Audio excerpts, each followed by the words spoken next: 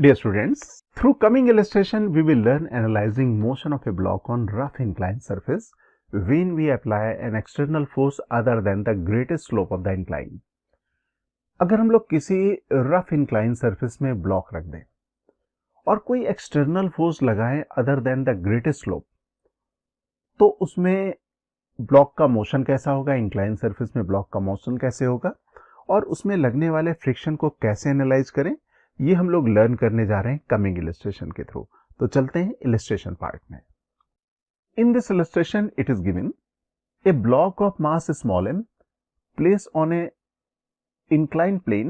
This is the inclined plane, rough inclined plane, and this block just begin to slide when inclination of the incline is made theta naught equal to 45 degree. That means this theta naught should be equal to angle of repose. Angle of repose क्या है, हम लोग इसको discuss कर लेते हैं, recall करते हैं।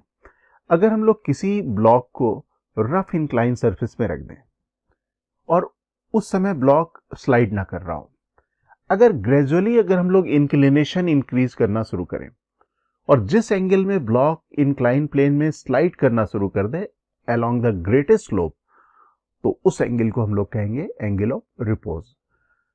तो theta naught 45 degree is the angle of repose. अगर इंक्लिनेशन 45 डिग्री से कम होगा तो ये ब्लॉक स्लाइड नहीं करेगा। अगर 45 डिग्री से ज्यादा एंगल होगा इंक्लाइन प्लेन का, तो सर्टेनली हम लोग कह सकते हैं ब्लॉक स्लाइड करेगा।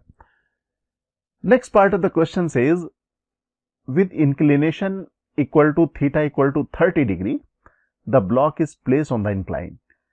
This 30 degree is less than angle of repose, that means this block is not going to slide over this incline surface. A horizontal force capital F parallel to the surface of the incline is applied to the block. अब ये जो block 30 degree में inclination में रखा था, इसमें हमने ये फोर्स लगाना शुरू किया F हॉरिजॉन्टल डायरेक्शन में, ओके। और ये जो फोर्स लगाया इसकी मैग्नीट्यूड को हम लोग ग्रेजुअली इंक्रीज करते गए, 0 से ज्यादा करते गए, ओके। ग्रेजुअली हम लोगों ने इसको इंक्रीज करना शुरू किया, जैसा क्वेश्चन में लिखा भी हुआ है कि F is gradually increase from 0।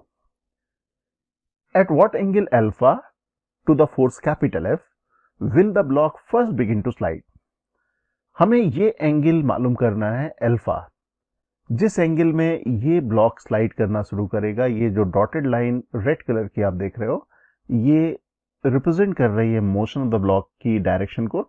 तो हमें बतलाना है कि अल्फा की वैल्यू कितनी होगी, इस लाइन ऑफ मोशन का एंगल जो कैपिटल F है हॉरिजॉन्टल डायरेक्शन में लगने वाले फोर्स से कितना एंगल बनाएगा, अल्फा की value. And also we need to find the value of capital F, that means capital F की वैल्यू हम लोगों को स्मॉल m और g के टर्म में बतलानी है, ओके। तो डायग्राम मैं कॉपी कर लेता हूं फिलहाल नेक्स्ट पेज में, ये मैं डायग्राम कॉपी कर लेता हूं। This is the 3 dimensional situation. Laws of motion की प्रॉब्लम हो या काइनेमेटिक्स की प्रॉब्लम हो या कोई भी फिजिक्स की प्रॉब्लम हो, 3 डायमेंशनल सिचुएशन को एनालाइज करना नॉर्मली थोड़ा मुश्किल होता है, क्योंकि हम लोग उसमें लगने वाले फोर्सेस को पूरी तरह से रिप्रेजेंट नहीं कर पाते, फ्री बॉडी डायग्राम नहीं बना पाते। सो लेट अस इमेजिन कि हम लोग यहाँ पे इस सिचुएशन को ऑब्जर्व कर रहे हैं right side of this incline plane. यहाँ पे ऑब्जर्वर है, सपोज आप यहाँ पे खड़े हुए और आप यहाँ से देख रहे हो। अगर आप यहाँ से देखोगे तो आपको एक इंक्लाइन प्लेन दिखलाई देगा थीटा डिग्री इंक्लिनेशन में, और उसके ऊपर दिखलाई देगा ये ब्लॉक रखा हुआ। तो ये हमारा हो गया इंक्लाइन प्लेन और ब्लॉक मैंने ये रख दिया, okay. Now let us make the free body diagram. और फ्री बॉडी डायग्राम में वेट होगा, नॉर्मल रिएक्शन होगी, फ्रिक्शन फोर्स होगा और एक्सटर्नल फोर्स होगा। First of all let us make the weight के मैं इंक्लाइन प्लेन में कंपोनेंट बनाना प्रेफर करूंगा, क्योंकि उससे हमें कैलकुलेशन बाद में बच जाता है। तो component parallel to the incline plane downward direction में हो जाएगा mg sin थीटा, और perpendicular to the incline plane downward direction में mg cos थीटा। ये mg sin थीटा इस तरह से होगा। लेकिन अगर मैं 3 डायमेंशनल डायग्राम में अगर mg cos थीटा बनाना चाहता, रिप्रेजेंट करना चाहता, तो रिप्रेजेंट नहीं कर पाता, इसलिए मुझे यहां पे करना पड़ा। तो मैं यहां पे बना देता हूं mg cos theta. Normal reaction offered by the incline plane on the block, normal reaction is a pushing force, तो ये नॉर्मल रिएक्शन होगी like this, okay. Now let us represent the force capital F। Capital F को represent करना यहाँ पे थोड़ा सा मुश्किल है, because this vector is coming toward the observer. कोई एरो अगर हमें सामने से देखना हो तो हम लोग आसानी से बना देंगे हेड टेल, लेकिन अगर वेक्टर आपकी तरफ आ रहा हो या आपसे दूर जा रहा हो तो थोड़ा मुश्किल होता है। तो उस टाइप की सिचुएशन में अगर वेक्टर आपकी तरफ आ रहा है, vector is moving towards the observer, तो वेक्टर को हम लोग डॉट से बना देते हैं, डॉट से रिप्रेजेंट करते हैं। If vector is moving away from the observer, we make vector with a cross sign. तो यहाँ पे vector is towards the observer, तो मैं अगर यहाँ पे रिप्रेजेंट करना चाहूँ कैपिटल एफ को तो मैं यहाँ पे बना दूंगा डॉट। तो ये मैंने रिप्रेजेंट कर दिया कैपिटल एफ। ओके, लेकिन अभी भी हमें इस 2 डायमेंशनल डायग्राम में फ्रिक्शन को रिप्रेजेंट करना थोड़ा मुश्किल है। फ्रिक्शन अगर हमें रिप्रेजेंट करना पड़ा तो सरफेस में दिखाना होगा, तो यहीं पे ज्यादा बेहतर होगा, लेकिन मैं यहाँ पे other than friction force represent कर चुका हूं। ओके, अब जैसा क्वेश्चन में कहा गया था कि this block just begin to slide when inclination of the incline made theta not equal to 45 degree. हम लोगों ने डिस्कस किया था कि this theta not should be angle of repose, theta not की वैल्यू एंगल ऑफ रिपोज के बराबर होगी। अब एंगल ऑफ रिपोज और कोफिशिएंट ऑफ द फ्रिक्शन में एक रिलेशन है, वो रिलेशन है mu equal to 10 theta not. Mu की वैल्यू 10 थीटा नॉट के बराबर होगी। ये एक इंपॉर्टेंट रिलेशन है, हम लोग इसको डायरेक्टली यूज करते हैं। अब यहाँ पे थीटा नॉट की वैल्यू 45 डिग्री है, तो मैं यहाँ पे वैल्यू सब्स्टिट्यूट कर देता हूँ, इससे हमें म्यू की वैल्यू मिल जाएगी और ये म्यू की वैल्यू आएगी 1। That means coefficient of the friction between the incline surface and block should be equal to 1। अब मैक्सिमम फ्रिक्शन फोर्स की वैल्यू कैलकुलेट कर लें। Maximum friction force will be equal to mu multiplied by N. यहाँ पे हम लोगों को static friction और काइनेटिक फ्रिक्शन कोफिशिएंट के बारे में अलग अलग कुछ भी नहीं कहा गया है, इसलिए हम लोग यहाँ पे म्यू की वैल्यू जनरलाइज वे में ले रहे हैं। That means we are assuming kinetic coefficient of the friction and static coefficient of the friction both are equal. अगर हमें यहाँ पे ये वैल्यू स्टैटिक और काइनेटिक अलग अलग गिवन होती तो यहाँ पे वैल्यू हम लोग रखते स्टैटिक कोफिशिएंट ऑफ फ्रिक्शन की। ओके, लेकिन यहाँ पे हमारे पास दोनों वैल्यू के बारे में अलग अलग कोई डिफरेंस नहीं है, इसलिए हम लोग इसको जनरल वे में दोनों इक्वल ले रहे हैं। ऐसी सिचुएशन में मैक्सिमम फ्रिक्शन फोर्स की वैल्यू हो जाएगी म्यू मल्टीप्लाइड बाई एन। तो maximum friction force mu multiplied by N मैं लिख देता हूं, और एन की वैल्यू हम लोग यहां से मालूम कर लेंगे, N is equal to M G cos theta.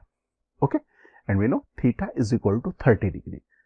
Mu की वैल्यू भी हमें मालूम हो चुकी है, तो यहाँ पे mu equal to 1, theta equal to 30 degree, and cos 30 की वैल्यू भी हम लोग जानते हैं, that is equal to √3 divided by 2।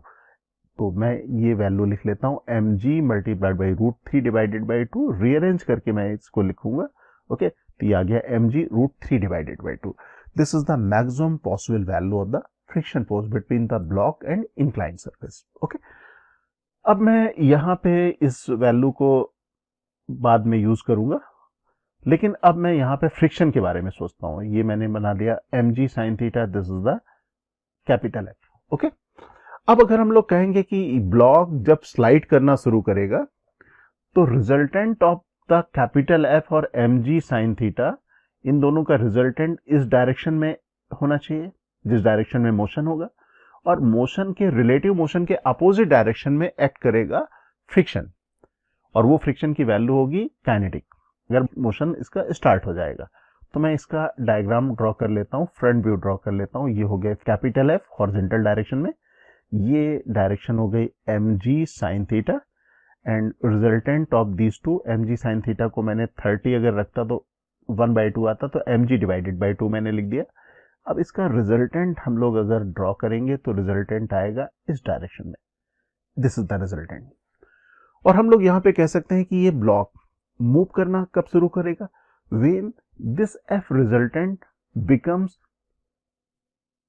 M G √3/2। जिस समय ये जो एफ रिजल्टेंट की वैल्यू एफ मैक्स के बराबर हो जाएगी, तो हम लोग कहेंगे ये ब्लॉक स्लाइड करना शुरू करेगा, और स्लाइड करना शुरू करेगा तो रिलेटिव मोशन के अपोजिट डायरेक्शन में, इस डायरेक्शन में फ्रिक्शन फोर्स लगेगा।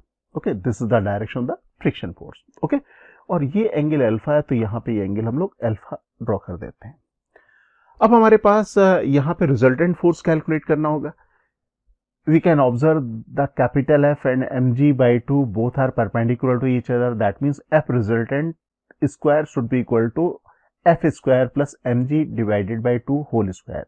ओके, और ये मेरे पास हो गई वैल्यू F मैक्स के बराबर. F मैक्स की वैल्यू हम लोगों ने कैलकुलेट की थी mg √3/2, तो मैंने यहाँ पे लिख दिया √3/2 mg.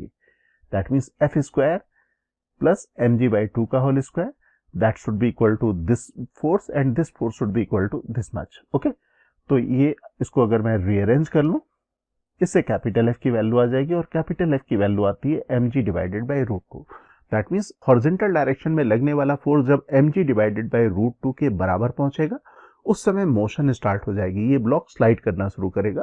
किस डायरेक्शन में स्लाइड करना शुरू करेगा? हॉरिजॉन्टल से अल्फा डिग्री एंगल. यही हम लोगों को कैलकुलेट करना था. अब यहां पे आप देख सकते हो this is the right angle triangle and in this right angle triangle we know this is equal to mg divided by 2. Now in this triangle, इस ट्रायंगल में आप लिख सकते हो tan alpha equal to mg divided by 2 overall divided by capital F, और capital F की value हम लोगों ने निकाली हुई है mg डिवाइडेड बाय √2. तो मैं यहाँ पे ये रख देता हूँ. ओके, इवन आप यहाँ पे वैसे भी कैलकुलेट कर सकते थे दूसरे तरीके से भी, क्योंकि अब आपको यहां पे मालूम है ये value, this is equal to √3 divided by 2 mg. Again you can consider this right angle triangle and you can write sine alpha is equal to this side is equal to mg by 2 and this side is equal to √3/2 mg. तो आप यहाँ पे tan alpha या sine alpha कुछ भी लिख सकते हो. यहाँ पे मैंने साइन अल्फा लिखा हुआ है. tan अल्फा से भी मैंने बतलाया था, उसमें कैपिटल F की वैल्यू mg डिवाइडेड बाय 2 रखनी थी.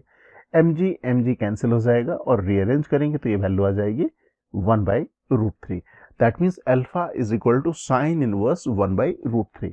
That means this block will start sliding at angle alpha that is equal to sine inverse 1/√3 with horizontal. Capital F की डायरेक्शन से इतने एंगल में स्लाइड करेगा साइन इनवर्स 1/√3 और force की मैग्नीट्यूड हो जाएगी mg divided by √2. Okay, dear aspirants, Cengage India has launched the new edition of our JEE Advanced Physics books. Please visit www.cengage.co.in to buy a copy. You can also buy the books from Amazon or Flipkart.